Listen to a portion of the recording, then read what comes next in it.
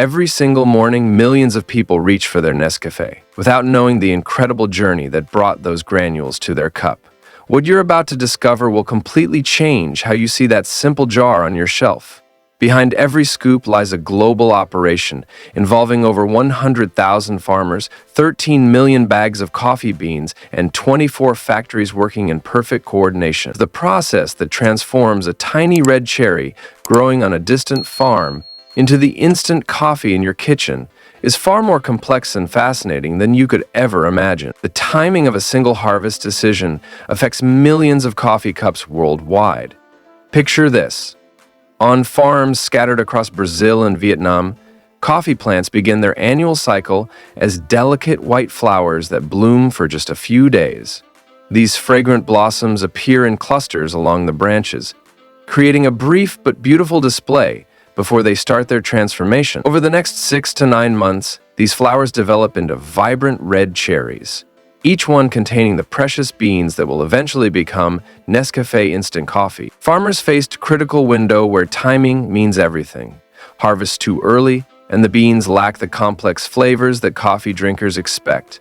Wait too late, and the cherries begin to over-ripen, losing quality entirely, and potentially ruining entire crops worth thousands of dollars. The farmers must monitor their plants daily, checking the color progression from green to yellow to deep red. They look for the moment when about 95% of the cherries have reached that perfect red color, with only a few greenish ones remaining on the branches. The traditional hand-picking method that worked for generations suddenly became impossible when global demand for instant coffee exploded. Families who once could harvest their small plots by hand found themselves unable to keep up with the speed required to supply major manufacturers like Nestle. The labor-intensive process of selecting individual ripe cherries simply couldn't match the volume needed for industrial production. Modern harvesting machines now use vibrating rods to shake ripe cherries from branches, collecting 60 bags in just 5 hours compared to days of manual work. These machines move methodically through the coffee groves, operators controlling the intensity and frequency of vibrations. The equipment looks almost like mechanical tree shakers, with arms that wrap around each tree trunk and branches that extend to reach the coffee-laden limb. These specialized machines can distinguish between ripe and unripe cherries through precise vibration patterns that only release the ready fruit. The ripe cherries detach easily under gentle vibration, while unripe ones remain firmly attached to their stems. Operators adjust the vibration frequency based on the specific variety of coffee plant and the ripeness of the crop. The cherries fall onto collection nets spread beneath each tree, where workers gather them into large sacks. The harvested cherries must reach processing facilities within hours to prevent fermentation from starting prematurely. Trucks transport the filled sacks along dusty farm roads to nearby collection points. The cherries generate heat as they sit together, and this warmth can trigger unwanted fermentation that creates off flavors in the final product. Temperature monitoring becomes crucial during transport, especially in the hot climates where coffee grows best. Farmers carefully monitor moisture levels and cherry firmness to ensure each batch meets Nestle's strict quality standards. They use handheld devices to measure moisture content, aiming for specific ranges that indicate optimal ripeness. Quality control inspectors visit farms regularly, testing samples and providing feedback to farmers about their harvesting techniques. The cherries must pass visual inspections for color consistency, size uniformity, and absence of defects like insect damage or disease. This precise harvesting process ensures that over 13 million bags of premium cherries flow into Nestle's global supply chain each year. Each bag weighs exactly 60 kilograms and represents the work of numerous farmers coordinating their harvest timing. The scale of this operation requires careful logistics planning, with collection schedules synchronized across different growing regions to maintain steady supply throughout the year. What happens next at the wet mill transforms these carefully harvested cherries into something completely unrecognizable. Inside the wet mill, coffee cherries undergo a transformation so complete that most people wouldn't recognize what comes out the other end. Fresh cherries arrive at the wet mill, where they first encounter a gravity separator that immediately sorts them by ripeness. This separator consists of a large water tank where workers dump the harvested cherries. The physics here are simple but crucial. Ripe cherries are heavier because they're full of developed sugars and moisture, causing them to sink to the bottom. Unripe cherries contain less water and sugar, making them lighter and causing them to float on the surface. The process seems simple, but one mistake here ruins entire batches worth thousands of dollars. Workers must carefully monitor the separation process because even a small percentage of unripe cherries mixed with the good ones can negatively impact the quality of the entire batch. The floating unripe cherries get skimmed off the surface and removed, while the sunken ripe cherries move forward to the next stage. This initial quality control step determines whether the following processes will succeed or fail. The selected ripe cherries then move into rotating drums with rough surfaces that strip away the outer pulp. These drums gently press the cherries against fixed plates, skillfully separating the juicy pulp from the precious coffee beans inside. The mechanical action breaks through the cherry skin and removes the fleshy fruit, revealing beans still covered in a sticky mucilage coating that must be removed without damaging the delicate bean inside. The discarded skins from this process often get repurposed as nutrient-rich compost on the farm, ensuring nothing goes to waste. The mucilage removal happens through controlled fermentation in clean water tanks, often lined with ceramic tiles.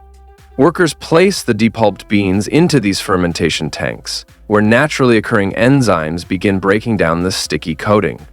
The fermentation process typically lasts 12 to 24 hours, but timing becomes absolutely critical during this stage.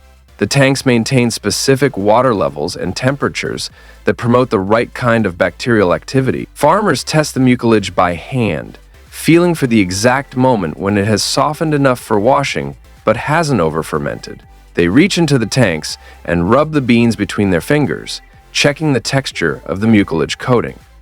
When the coating feels slippery and starts to loosen easily, they know the fermentation has progressed enough. This hands-on approach requires experience and skill that machines cannot replicate. Over-fermentation by even a few hours can create off flavors that will persist through the entire manufacturing process. The beans can develop sour or alcoholic tastes that no amount of later processing can remove.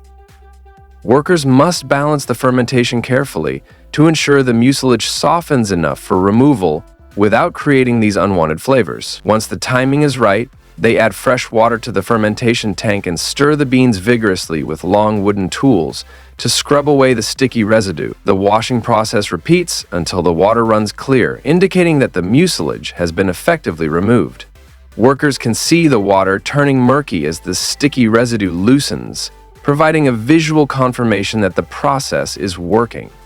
After washing, the beans are spread on flat surfaces and turned regularly for 1 to 2 weeks until they reach the ideal moisture content of about 11%. Workers use rakes to turn the beans throughout the day, ensuring they dry evenly under controlled conditions. The hulling machine finally removes the protective parchment layer, revealing the green coffee beans that will travel to Nestle factories worldwide. These green beans look nothing like the final product, but they're about to enter a factory system that operates like a precision instrument. The moment green coffee beans enter a Nestle factory, they become part of a system so precise that human tasters can detect flavor variations invisible to machines. Robotic arms equipped with specialized spider grippers lift each 60-kilogram bag from delivery trailers and place them onto extendable conveyor belts. These automated systems prevent potential back injuries for employees while ensuring each bag moves to the correct position for processing. Additional robotic arms adjust the bags as they travel through moisture sensors that measure the exact water content of each batch. Before any roasting begins, human experts must taste up to 100 brewed cups daily, because even the most advanced technology can't replicate human taste sensitivity. These professional tasters can detect the slightest flavor variations that might indicate problems with a particular batch. A single subpar bean can compromise an entire production lot, making this human quality control step absolutely essential. The tasters work in specialized rooms where they sample coffee from different batches throughout the day, ensuring every lot meets Nestle's exacting standards. The roasting process happens in double-walled rotating drums at temperatures between 370 and 540 degrees Fahrenheit, with timing varying from 8 to 20 minutes, depending on the desired flavor profile. Inside these industrial drums, metal paddles keep the beans in constant motion to ensure even heating and prevent scorching. The double walls help maintain consistent temperatures while operators monitor the process through observation windows. The roasting time directly determines the final characteristics of each batch. Lighter roasts preserve more caffeine, while darker roasts develop bolder flavors but lose caffeine content in the process. Beans that spend less time in the rotating drums retain higher caffeine levels, while longer roasting periods create more intense flavors through chemical reactions that break down caffeine molecules. This precise control over roasting time allows Nestle to create different coffee profiles that suit various consumer preferences. The roasted beans exit the drums and move through cooling systems that rapidly reduce their temperature. After roasting, the beans are milled into coarse powder and brewed into a concentrated liquid extract that forms the base for all instant coffee. Industrial-sized mills break down the cooled beans into uniform particles that maximize surface area for brewing. Steam and pressure systems then extract the coffee compounds from this powder, creating a strong liquid concentrate. This brewing process captures the essential oils and flavor compounds that will define the final instant coffee product. The liquid extract then splits into two completely different processes: spray drying for Nescafe Original and freeze drying for Nescafe Gold. Spray drying atomizes the extract into fine mists, while hot air at 1000 degrees Fahrenheit, traveling at 400 miles per hour, instantly evaporates moisture, leaving solid coffee particles. The massive spray dryers create controlled environments where the liquid transforms into powder within seconds of contact with the superheated air. Freeze drying involves freezing the extract to -58 degrees Fahrenheit, then using sublimation to transform frozen moisture directly into vapor. The concentrated extract first gets heated until it reaches a toffee-like consistency, then moves through a 30-meter freezing hall where temperatures drop rapidly. Rotating blades break the frozen sheet into tiny granules that undergo sublimation in low-pressure chambers heated to 140 degrees Fahrenheit for 5 hours. Vacuum systems remove the vapor, leaving perfectly dry coffee granules that preserve the original aroma and flavor. These distinct drying methods create the different textures and flavor profiles that define each Nescafe product line.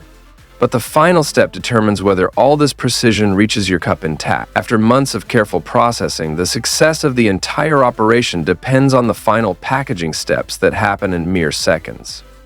Dried coffee granules move through pneumatic storage systems into high-speed packaging lines that can fill up to 320 jars per minute.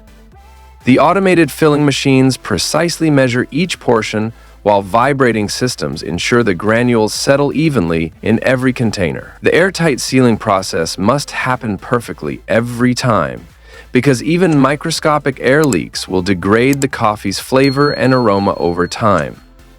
Each sealed jar represents the coordination of over 100,000 farmers, 24 factories, and countless quality control checkpoints working together.